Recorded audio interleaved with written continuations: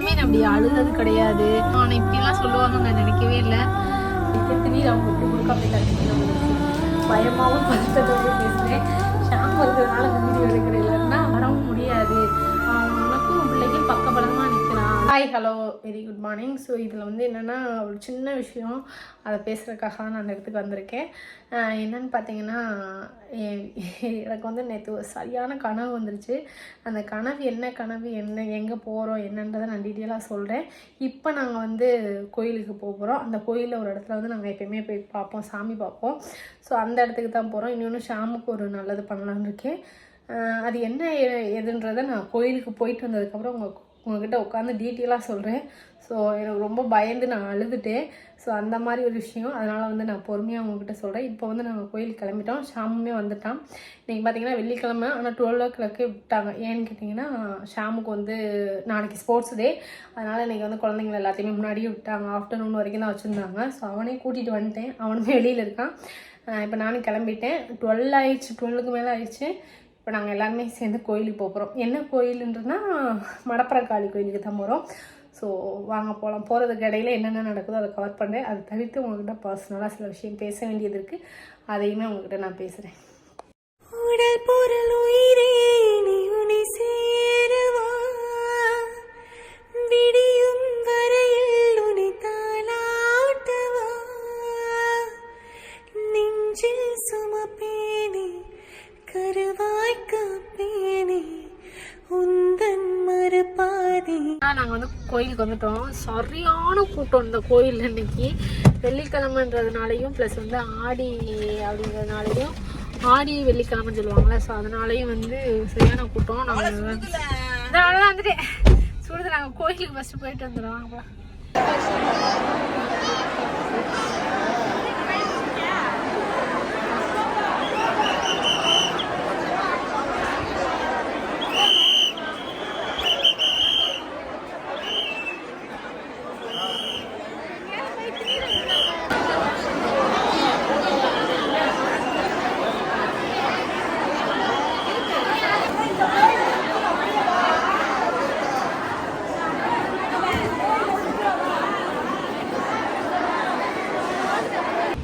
கோயிலுக்கு வந்தோம். வந்துட்டு புளியோதரை வாங்கி சாப்பிட்டோம். அப்புறம் ஷாமுக்கு சாப்பாடு தனியாக கொண்டு வந்திருந்தோம். அவனும் சாப்பிட்டுட்டான். சொன்னேன் இல்லையா, குறி பார்க்க போகணும்னு சொல்லிட்டு நாங்கள் வந்தோன்னு சொல்லிட்டு அங்கே போய் குறி பார்க்க போனோம். நல்லதாக சொன்னாங்க. இருந்தாலும் எனக்கு ஒரு மாதிரி கஷ்டமாக இருந்துச்சு. என்ன கனவு கண்டேன்னதை நான் வீட்டில் போய் தெளிவாக சொல்கிறேன். இவங்களும் என்ன சொல்கிறாங்க, என்ன சொன்னாங்கன்றதையும் நான் வீட்டில் போய் சொல்கிறேன். இப்போதைக்கு நம்ம போகிறதுகளை மட்டும் கவர் பண்ணுறேன். அதுக்கப்புறம் உட்காந்து நிதானமாக, ஆனால் இப்படிலாம் சொல்லுவாங்கன்னு நான் நினைக்கவே இல்லை. அது எனக்கு ஒரு மாதிரி சாக்காகவும் இருந்துச்சு. அப்புறம் ஒரு மாதிரி இன்னும் எனக்கு அது ஒரு மாதிரி மைண்டில் ஓடிக்கிட்டே இருக்குது. அதனால் வந்து என்னையாமே நான் அப்படி அழுதது கிடையாது. அதே மாதிரி இந்த இது வந்து இவ்வளோ நேச்சுரலாக எனக்கு வந்து என் கண்ணில் தெரிஞ்சது கிடையாது. ஆனால் அதனால தான் நான் பயந்துட்டு மேக்ஸிமம் ஒரு மாதிரி சங்கடப்பட்டு வந்தேன். பார்த்தா என்ன நடக்குதுன்னு தெரில. சரி வாங்க பார்க்கலாம். வந்து நான் வந்து கோயிலுக்கெல்லாம் போயிட்டு வந்துட்டோம். ஸோ நினைக்கலாம், என்னடா பயபக்தியாக இந்த மாதிரிலாம் நீ நடந்துக்க மாட்டேங்க அப்படிலாம் நீங்கள் நிறைய பேர் நினைக்கலாம். ஸோ எனக்கு வந்து இந்த ஒரு 2 வாரமாக வந்து ஒரு மாதிரி கஷ்டமாகவும் இருந்துச்சு, அதே மாதிரி வந்து பயமாகவும் இருந்துச்சு.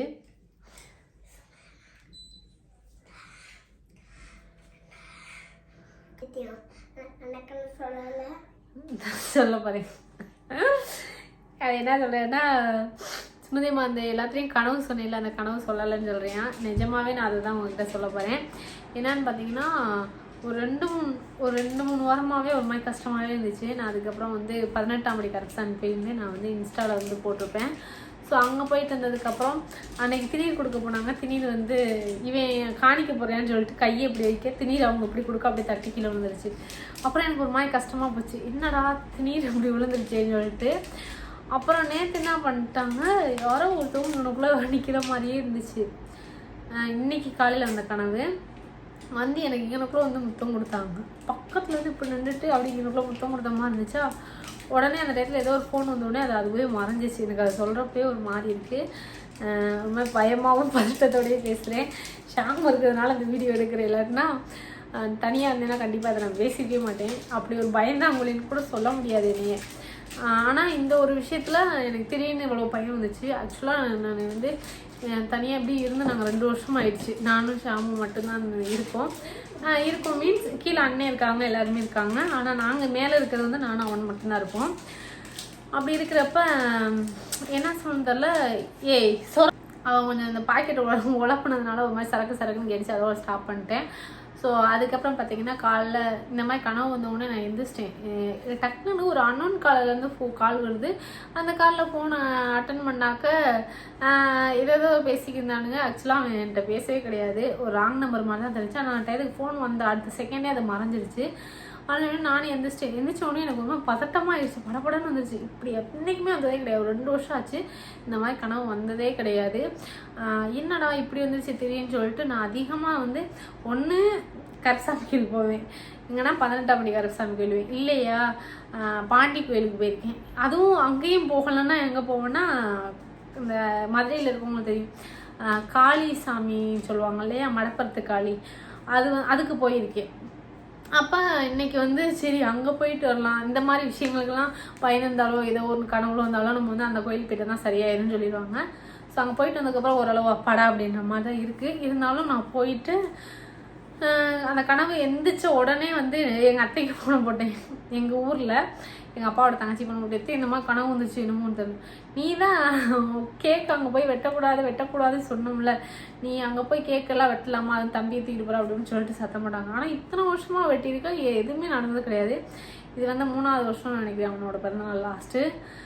ஆக்சுவலாக இதுக்கு அந்த கேக் வெட்டுறதுக்கு நீங்களும் அதே மாதிரி நினைக்கலாம். ஆனால் அந்த கேக் வெட்டுறதுக்கு முன்னாடி இருந்தேவும் எனக்கு அந்த மாதிரி வந்து ஒரு வாரமாக வந்து மனசே சரியில்லாமல் கெட்ட கனவாக வர எந்திரிக்கா அந்த மாதிரி இருந்தேன். நேற்று நைட்டு என்ன பண்ணேன், நேற்று நைட்டு வந்து இவன் வந்து அழுதியான். நைட்டு ஒரு 2 மணி போல் ஏங்கி அழுதியான். அவனை தட்டி உசிப்பி எந்திரான்னு சொல்லிட்டு நான் உசிப்பி விட்டுட்டேன். எனக்கு பயம் கொடுத்துருச்சு, அதனால் நான் உசிப்பி விட்டோன்னே அவன் எந்திரிச்சிட்டான். ஆனால் அவங்ககிட்ட சொல்கிறப்ப சிரிச்சுக்கிட்டே சொல்கிறேன். அந்த நேரத்தில் வந்து இதே இது வந்து இந்த விஷயத்த சொல்லிடுறேன். அப்போது எந்திரான்னு ஊசி போட்டோடனே அவனுமே ஒரு 1/2 hour தூங்கவே இல்லை. நான் முழிச்சுக்கிட்டே இருந்தேன், பிறண்டு படுத்துக்கிட்டே இருந்தேன். நான் எந்திரிச்சு நல்லா தெளிவாக நான் முழிச்சதுக்கப்புறம் நான் கொசுப்பேட்டை வச்சு கொசு அடிச்சுக்கிட்டே இருந்ததுக்கப்புறம் நான் நல்லா முழிச்சுன்னு தெரிஞ்சதுக்கப்புறம் தான் அவன் தூங்குனியான். நான் தூக்கத்திலே பேசிக்கிட்டே இருந்தேன், எந்திரா அப்படின்னு சொல்லிட்டு. நான் கண்ண முடிய இருக்கவும் அவன் முழிச்சுக்கிட்டே என்னை பார்த்துக்கிட்டே இருந்தியான். அவனுக்கு என்ன சொல்லணும்னு தெரில, எதுக்கு உசுப்புனாங்கன்னு தெரியல, எதுக்கு அவன் அழுதியான்னு தெரில, அந்த மாதிரி இருந்துச்சு. இன்னைக்கு காலையில் வந்து நான் அழுதேன். அது என்ன கனவுனா, எங்கள் மாமா ஒருத்தவங்க இறந்தவங்க ஸ்ட்ரெச்சரில் கொண்டு போகிறாங்க. நான் போய் ரொம்ப ஏங்கி அழுகிறேன். அவங்க எந்திரிச்சு உட்காந்து நான் தான் அழுகவே இல்லை, நான் தான் சாகவே இல்லை, நீ எதுக்கு அழுகிற அப்படின்ற மாதிரி கேட்டாங்க.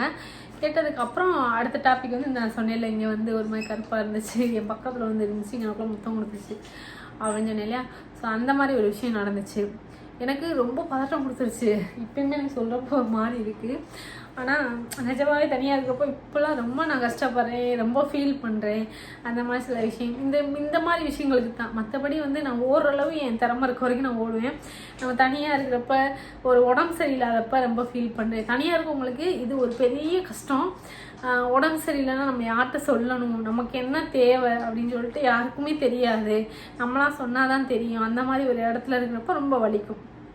அந்த மாதிரி தான் நேற்றுமேவும் இந்த மாதிரி எனக்கு முன்னாடி உதயா இருக்கப்போ கனவுல வரப்பெல்லாம் உதயா எனக்கு கெட்ட கனவு வந்துருச்சு இந்திரான்னு சொல்லிட்டு அவனை உசிப்பி உட்கார வச்சுட்டு நான் படுத்துருந்துருக்கேன். நிஜமா நான் மாமா நான் தூங்குற வரைக்கும் நீ தூங்காத மாமா, முழிச்சேரு மாமா அப்படி சொல்லுவேன். சரி பரவாயில்ல நீ தூங்குன்னு சொல்லிட்டு நான் தூங்க வரைக்கும் அவன் மண்டையை இப்படியே பண்ணி விட்டுக்கிட்டே இருப்பான். அப்புறம் நான் தூங்கிடுவேன். ஸோ இந்த மாதிரிலாம் நான் பண்ணேன். ஆனால் இன்றைக்கி ஒரு கனவு காண்றோம், நம்மளா எழுந்திரிச்சு உட்காந்துட்டு நம்மளே ஃபீல் பண்ணி நம்மளே அழுகுறோன்றப்ப நமக்கு ஒன்றும் இல்லை, தூங்குப்பா தட்டி கொடுத்து தூங்குப்பா, ஒன்றும் இல்லைப்பான்னு சொல்கிறதுக்கு ஆள் இல்லையே அப்படின்னு சொல்லிட்டு ரொம்ப ஃபீல் பண்ணேன். இந்த மாதிரி இடங்களில் நான் நிறையா ஃபீல் பண்ணுறேன்.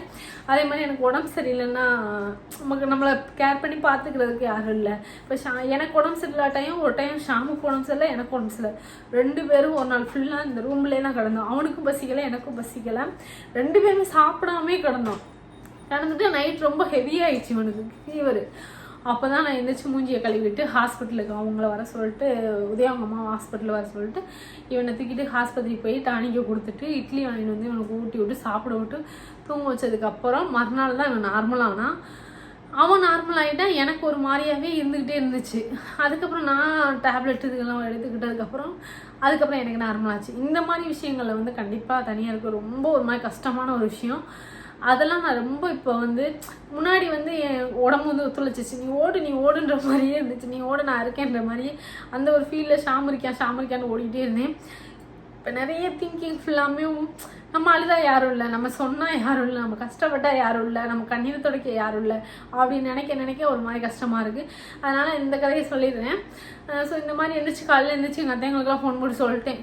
அப்புறம் அதுக்கப்புறம் உதயம் எங்கள் அம்மாவுக்கு ஃபோன் போட்டு இந்த மாதிரி கனவு கண்டேன்னு சொன்னேன். அவங்க ஜெபம் பண்ணிட்டு தண்ணியை தெளிச்சு விட்ரு அப்படிங்கிற மாதிரி அவங்க சொன்னாங்க. வேறு யார்ட்டையுமே எனக்கு சொல்லணுன்னே தோணலை. சரி கோயிலுக்கு போயிடலான்னு சொல்லிட்டு என் ஃப்ரெண்டுக்கு ஃபோன் பண்ணுறேன். அவளும் நான் அந்த கோயிலுக்கு தாண்டி கிளம்பிக்கிருக்கேன், எங்கள் அம்மா வந்துக்கிருக்காங்க, நானும் அந்த கோயிலுக்கு தான் வரேன் போவோம் அப்படின்னு சொல்லிட்டு, உங்களுக்கு தெரியும் கௌசி, அவளுமே நானும் அந்த கோயிலுக்கு தான் கிளம்பிக்கிருக்கேன்னு சொன்னான். சரி நான் எனக்கு அந்த கோயிலுக்கு போகணும் போல இருக்குது, நானும் வரேன் அப்படின்னு சொன்னதுக்கப்புறம் ஷாமுக்கு இன்றைக்கி ஆஃப்டர்நூன் தான் ஸ்கூல் இருந்துச்சு, நாளைக்கு ஸ்போர்ட்ஸ் டேன்றதுனால. ஸோ அதனால் இவனை போய் 12 o'clock கூட்டிகிட்டு வந்துட்டு அதுக்கப்புறம் அங்கே போய் சாமி கும்பிட போனோம். அங்கே பார்த்தீங்கன்னா அமாவாசைக்கு அதுக்கும் சரியான கூட்டம், பூஜை பண்ணவே முடியாதுன்ற அளவுக்கு இருந்தோம்.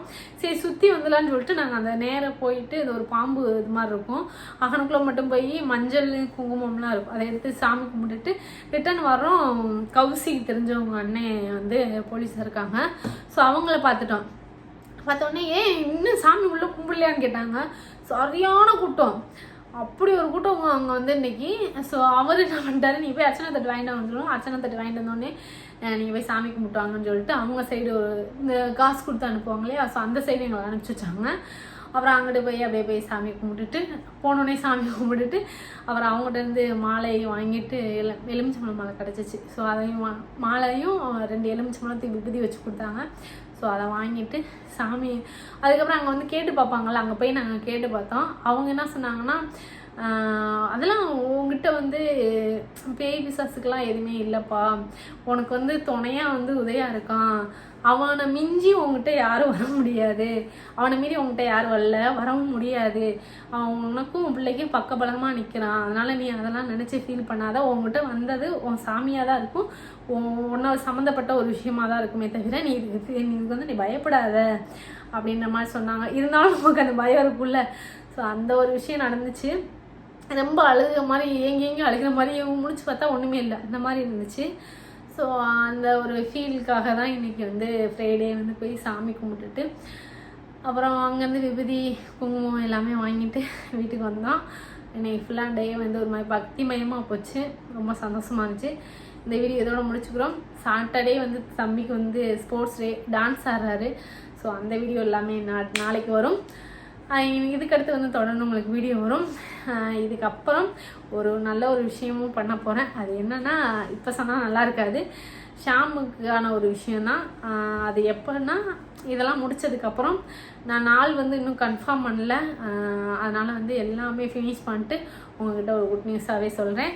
இதோட இந்த வீடியோ பிடிச்சிருக்குன்னு நம்புகிறேன். என்ன மாதிரி தனியாக இருக்கவங்களும் சரி, எனக்காக கண்ணீர் துடைக்க ஆள் இல்லைன்னு நினைக்கிறவங்களும் சரி, கண்டிப்பாக கஷ்டமாக தான் இருக்கும். இருந்தாலும் ஒன்று உங்கள் ஃபேமிலியோடு நீங்கள் இருந்திருக்கணும், இல்லாட்டினா உங்களுக்கு தெரிஞ்சவங்க கூட பிறந்த அண்ணன் தம்பியோட மட்டும் இருந்திருக்கணும். இல்லைன்னா இருந்திருக்கவே கூடாது. ஆக்சுவலாக ஹஸ்பண்ட் இல்லாமல் ஒரு ஒய்ஃப் வந்து வாழ்ந்திருக்கவே கூடாது. குழந்தை இருக்காங்கன்னு நம்ம ஒரு வைராக்கியத்துக்கு இருந்தாலும் உங்களுக்கான ஒரு முடிவை வந்து நீங்கள் கண்டிப்பாக எங்கிட்ட இருக்கணுன்றதை நீங்கள் வந்து தீர்மானிச்சுக்கணும். எனக்கு அப்படி ஒரு சூழ்நிலை எல்லாமே இருந்து இல்லாத மாதிரின்ற மாதிரி போய்கிட்டே இருக்குது. நானும் அது போகிற வழியில் போகிறேன், பார்ப்போம். எல்லாமே கடவுள் கையில் விட்டுருவோம். இதோட வந்து வீடியோ முடிச்சுக்கிறேன். டாட்டா.